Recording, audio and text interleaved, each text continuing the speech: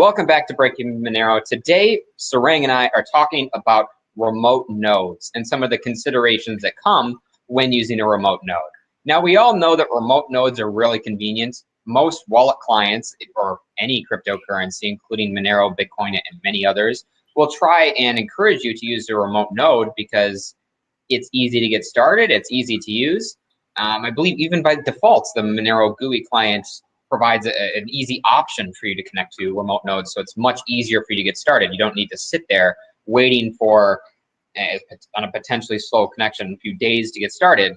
But despite these being really convenient, you delegate some of the responsibilities and some trust to these nodes as you're using them. So we want to make sure that people understand the trade-offs that are involved in using these remote nodes. So Sarang is going to start off talking about the ways you can use Monero with different types of connections and really what these nodes do for you.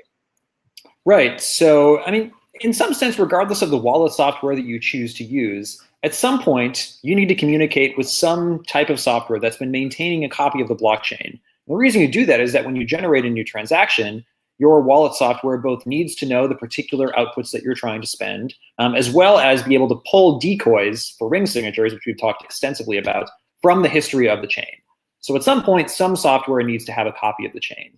Now, there's a few different ways to do that. One of which you'll often hear people say is run your own node.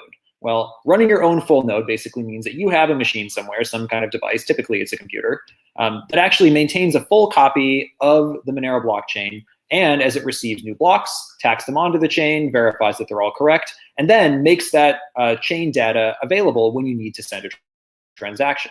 And then it can scan new blocks that come in and update the balances of wallets that you've told it to watch for.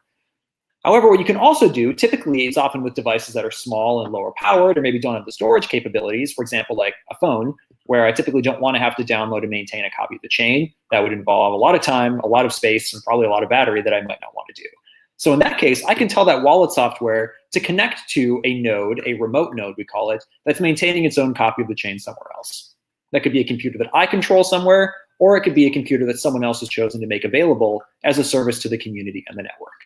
There's also another option where you can use a sort of semi-custodial service like MyMonero or an Open Monero server, and those work a little bit differently in that you delegate a little bit of trust to them so that they can watch for transactions on your behalf. But it's not really quite the same thing. So perhaps, Justin, now you could talk a little bit about what any of these types of nodes actually does and why we need to interact with them at all.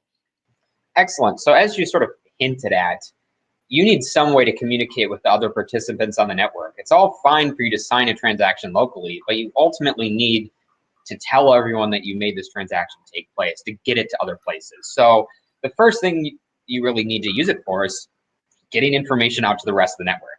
So one way to do that is to connect to someone else who already has these connections and tells them to forward it along.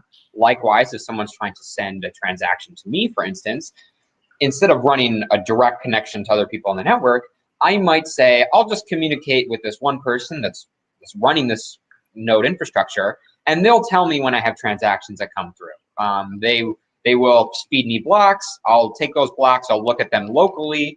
I'll determine whether or not any of those blocks have any transactions that are for me, and I learn about the network status updates, so to speak, through this node and how it's proceeding. But it's really useful when using this remote node because it means that it facilitates the initial sync process when you're sort of putting your remote node back online. So, when you're putting your wallet back online. So when you put your wallet back online and it hasn't been around for the past few days or hasn't communicated with the network in the past few days, it needs to look at all the recent data that's been generated and determine if any of it's for you. So if you use a remote node, that means that you can get those blocks directly. If you tried to run your own remote node, your own full node, then you would need to sync all the block data sort of that way. But one thing that we really want to emphasize, though, is that when you're using a remote node, you do not give away your private key. So you don't give the right to spend money to these nodes. Instead, you're simply sort of requesting information from them or giving them information, but none of the information you give them gives the remote node the right to spend your funds. And similarly, we're not referring to the private view key either, like you would give to a MyMonero or Open Monero type service. These type of there's a layer removed in terms of interactivity. It's less interactive with these remote nodes compared to that sort of setup. But ultimately, when you send transactions, remote nodes give you the data that's needed for you to actually build new rings in your transaction. So you have your one output that you're trying to send to someone else. You need to find all the other outputs to send transactions. So to send this transaction, so you request these other outputs from the remote node. They give them to you. You sign off on the transaction, give the transaction to the remote node, and then they broadcast it to the rest of the network. So, Sarang, can you talk about sort of the actual process of sending that transaction out in a little bit more detail?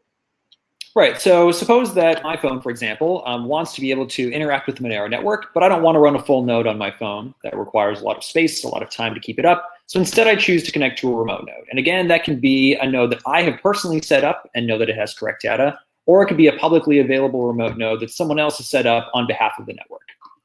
First, what I have to do is I have to tell my wallet software to go and actually sync the full chain. Now, that doesn't mean that it downloads and keeps the whole blockchain. Instead, what it does is it requests some block information, which in particular contains transaction data. Now, again, that node does not know what transactions are destined for me because I'm not going to tell it that. That's leaking information.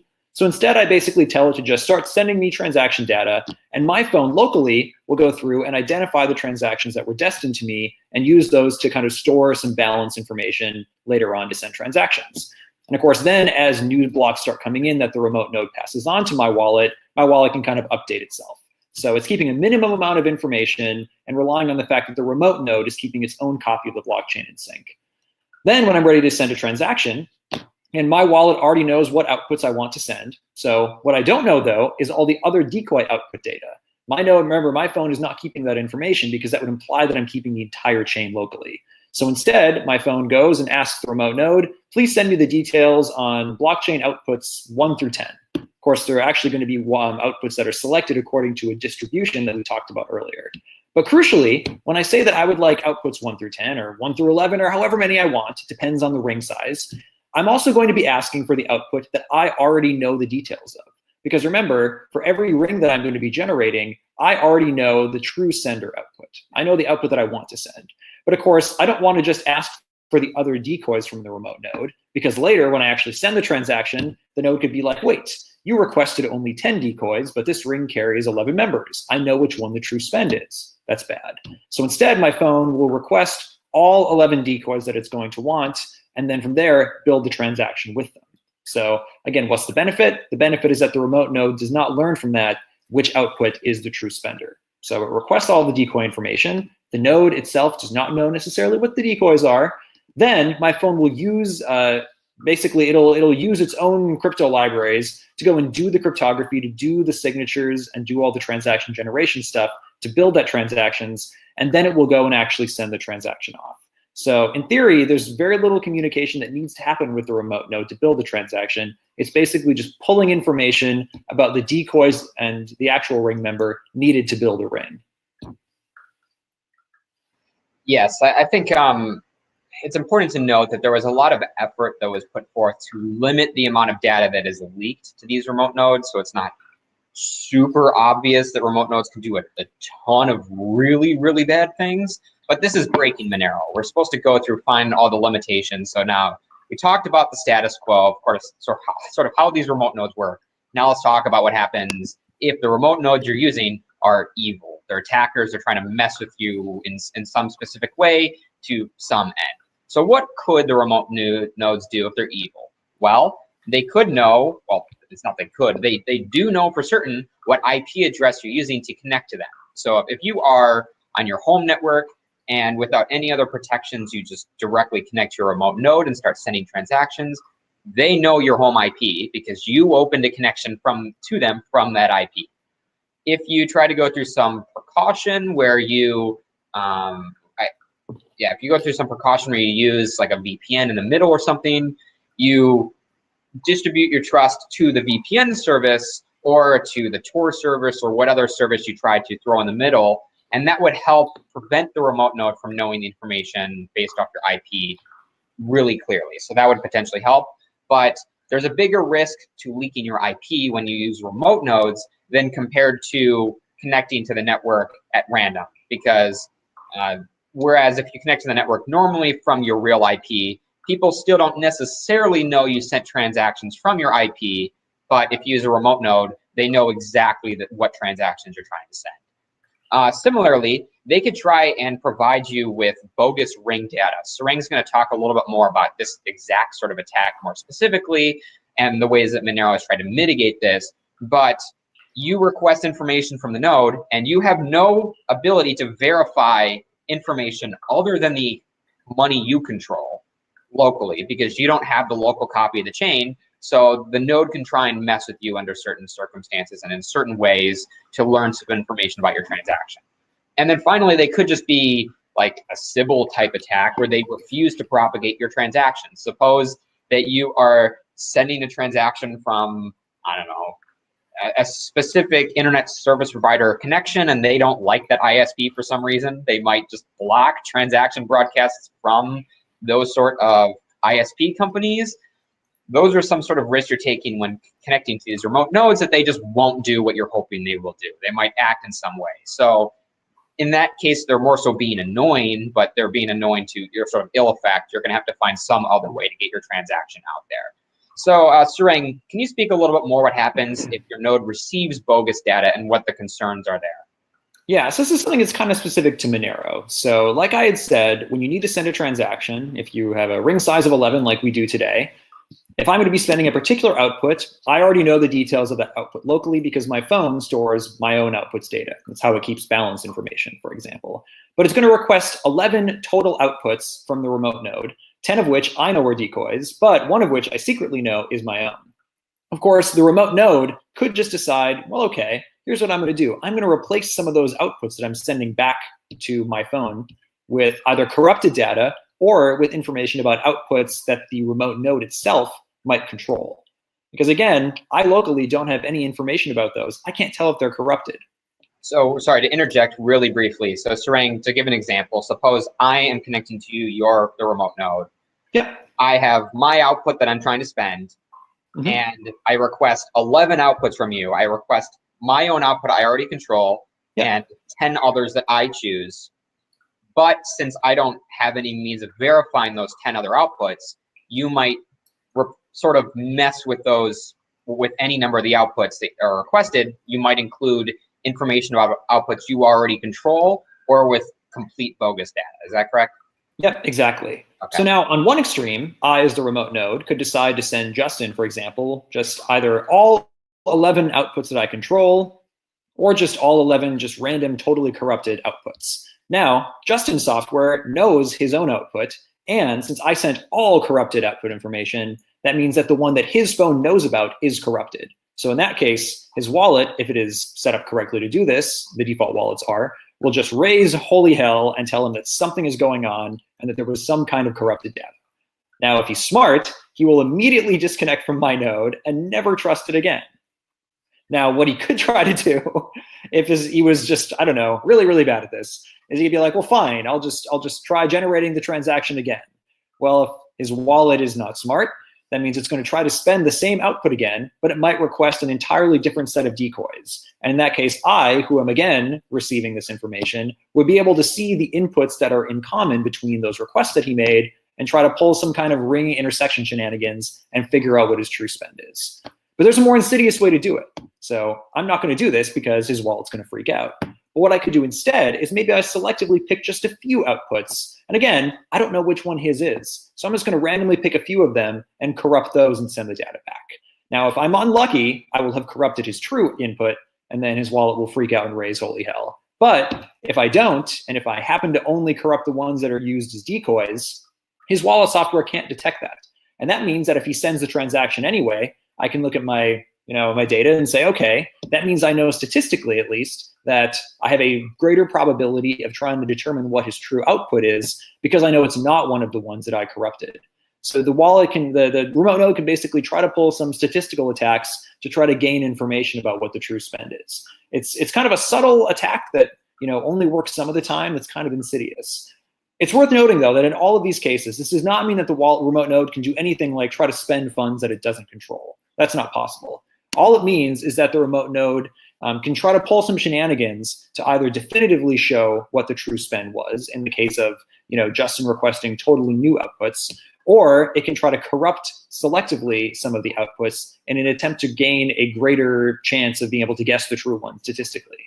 So it's very subtle, and it involves the fact that you have to request information from the remote node, some of which you can't verify is correct. So if you sent a transaction or sent outputs to me that were corrupt and I signed it and gave it back to you, would that transaction be able to be relayed to the rest of the network, or would the network reject it? So it depends if the outputs that I've corrupted are still valid outputs somewhere. If I just start replacing the outputs I send to you with just random BS data, for example, then you'll basically be signing something that has BS data on it, and then the network will just reject it. But if instead I happen to control a selection of outputs, and those are the ones that I feed to you, if those are all valid outputs on the chain somewhere, and I happen to control them, then you would sign a transaction that does to the rest of the network appear valid, and it would actually be accepted. So it all depends on how I do the corruption. Interesting. Thank you so much. So we're now going to end up with what are ways that people can mitigate against these sort of attacks. I mean, the real obvious one here is don't use a remote node, right? If you can help it, you can avoid all of this by using your own node. There are still considerations with using your own node, but ultimately that's what's best for your security and privacy. But and even if you want to sort of straddle the convenience of a remote node with the benefits of running your own full node, what you could do is just run your own full node at your house and just have it running 24/7. And then you can have your computer run a sort of software library like Monero or FastSync, for example, where you're able to essentially connect to it as your own remote node or as your own Monero type server. And that way you're able to get all the benefits that you would get by connecting to a remote node, but instead of trusting someone else with this data or trusting them not to pull shenanigans, that you're trusting yourself. There's no sort of incremental level of trust there. You're getting all those sort of benefits by using your own set of infrastructure that you have set up, not trusting someone else's set of infrastructure. But there's a few other reasonably safe options, and this really depends on your use model. If you are willing to trust some people, say I think Sarang's a really awesome dude, and Sarang is like, hey, I'm running a remote node, or I'm running a node at this IP address. If you want to send transactions through it, by all means, go at it. If I trust Sarang, then I can use his remote node. And of course, I still need to trust him. But if I'm willing to do that, then that's okay for my specific threat model identified in that case. What's potentially a little less safe, it depends on the exact set of circumstances, of course, but you can just connect to a list of remote nodes at random. Connect to some remote node that you have no idea who runs it or any sort of circumstance. As an example, there are several services, and I'm going to share my screen here, that show you, or at least that pull up a list of all of the remote nodes that are available. This is an example. It's node.pwned.systems. And you can see that they just scrape the Monero network for open nodes. Now, there's quite a few of them on this list. I'm obviously not going to cover all of them or any of them specifically, but just as an example, these are all nodes I can connect to, right? Like, they're available, they let me do it. So I theoretically could connect to them and just connect to one at random. But then, of course, I don't know who's behind it. They could be, pulling some shenanigans or something. And of course, the best thing you really can do is if your wallet starts complaining to you that something's wrong with the remote node, something is wrong with the remote node. So stop. Don't use it anymore. Connect to another one.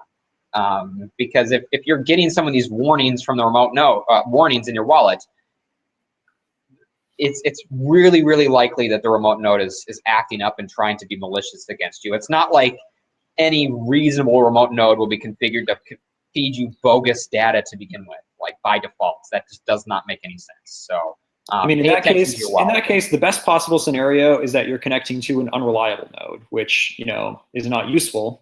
And then, of course, the worst case is it is being malicious and trying to pull some shenanigans in order to gain information. So there are plenty of trusted nodes that are either run by trusted community members or trusted themselves by trusted community members. But again, the best solution is just to run your own remote node. You can still use a lower powered device like a phone to connect to that, but you know that the chain data that's being provided by it is controlled by you, and you are the most trusted person to you, I hope.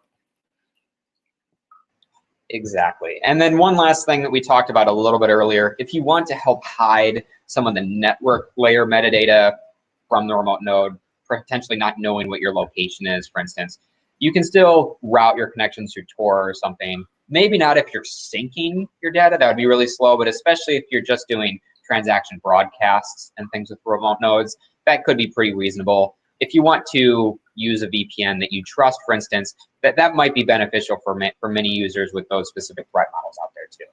All right, so I think we covered a lot about like what the status quo is about what remote nodes are in Bitcoin and Monero, and what's unique to the Monero part, and what some of the concerns are with using remote nodes in regards to security and privacy. Is there any last thoughts you want to leave the listener with, Sarang? Just that this is something that really depends on your personal threat model and your personal use case. And, it's worth sitting down for 10 minutes and deciding what level of trust you're willing to offload onto other entities, if any, and then use that to make an informed decision about your interaction with nodes at all. All right. Thank you again, Sarang. Thanks again, everyone, for watching, and catch us in the next one. Take care. See ya.